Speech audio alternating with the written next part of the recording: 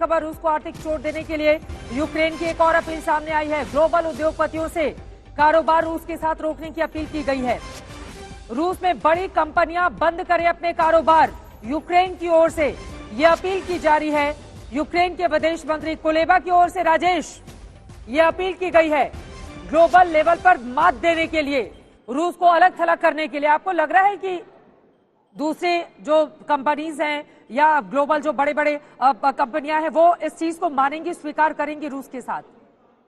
देखिए, ऐसा उन्होंने किया भी है। अगर आप ध्यान दें, मास्टर कार्ड और वीजा ने जो अपने ऑपरेशंस बंद किए हैं रूस में, वो सैंक्शंस का हिस्सा नहीं थे, लेकिन उन्होंने अपने आप अपनी तरफ से कार्रवाई की है।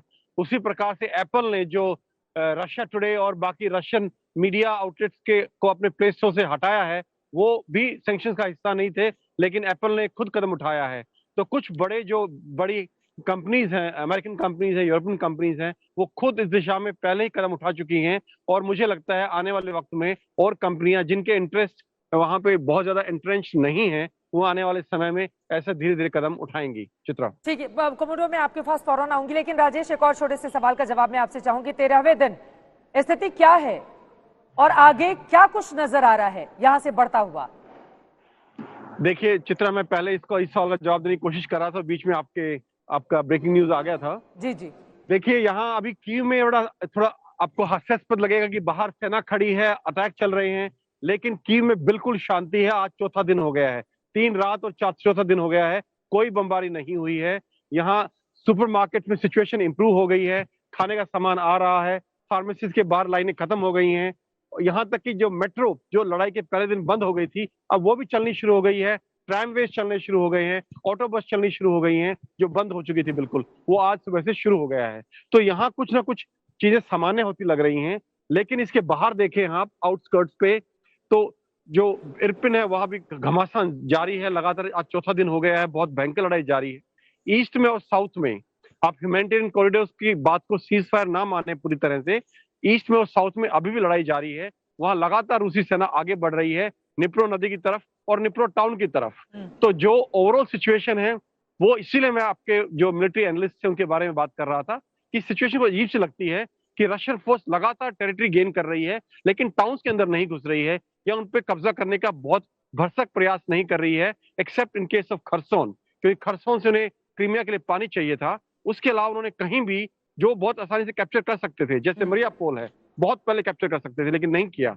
तो ये शायद या तो ह्यूमैनिटेरियन क्राइसिस को रोकने के लिए है ताकि कोलैटरल डैमेज ना हो, कम से कम लोग हताहत हो, या फिर इसमें कोई मिलिट्री स्ट्रेटेजी भी हो सकती है जो अभी मेरी समझ में नहीं आई है। चित्रा, ठीक है, राजेश बने रहिएगा। कोमोडोर, जो बातें राजेश कह रहे हैं, क्या आप उनकी बात से सहमत हैं? अभी थोड़ी स्ट्रेटेजी बदली हुई दिखाई दे रही है यहाँ पर रशिया की। मैं बिल्कुल सहमत हूँ। मैं ये बात इसके अंदर जोड़ना चाहता हूँ कि जो ज़ेलेंस्की साहब के बयान आए हैं कि ग्लोबल कंपनीज को वहाँ पे हट जाना चाहिए, ये उनके लिए एक, मैं समझता हूँ जो हालात हैं वो चिंता का विषय है, होना भी चाहिए। और ये बिल्कुल जायज़ बात है कि अगर ग्लोबल कंपनीज वहाँ पे अपना कारोबार रोकती हैं, रशिया के ऊपर प्रेशर आता है, उसको स्टॉप करना चाहिए, क्योंकि नहीं तो ये युद्ध जो है ये तीसरे युद्ध की डायरेक्शन दिशा के अंदर जा रहा है। और मैं देख रहा हूं जैसे हालात कीव के अंदर हो रहे हैं, वहां बहुत थोड़ी देर के बाद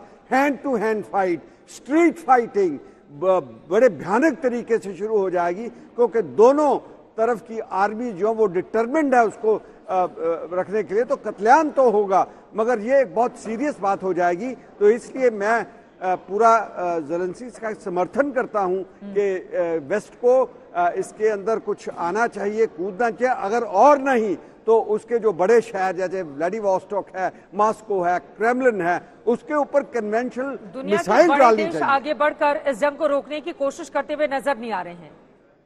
ऐसी स्थिति क्यों बनी हुई है सर? इसका रीजन ये है कि दोनों पक्ष जो हैं वो एक बड़ी हार्ड पोजीशन ले चुके हैं। एक उनकी ईगो, मान का जिसे कहते हैं वो गर्व का कर रहे हैं, और एक दूसरे को पहचानते हैं कि इंग्लिश में कहावत कही जाती है कि your own blood line can be your best friends and the worst enemies. तो मैं समझता हूं कि दोनों के डीएनए, दोनों को जहन की जो बनावट है वो एक जैसी है, और इसीलिए ना तो ज़ेलेंस्की साहब पीछे हटना चाहते हैं, ना ही ये जो प्यूटिन साहब हैं। प्यूटिन साहब अपने जिसे कहते तौ में हैं कि वो इसको क्रश करेंगे, और जो ज़ेलेंस्की साहब है वो कहते हैं कि मैं तुमको देखूंगा। ये शेर और सवा शेर वाली बात हो जाती है। ये बढ़ेगी और पीछे नहीं हट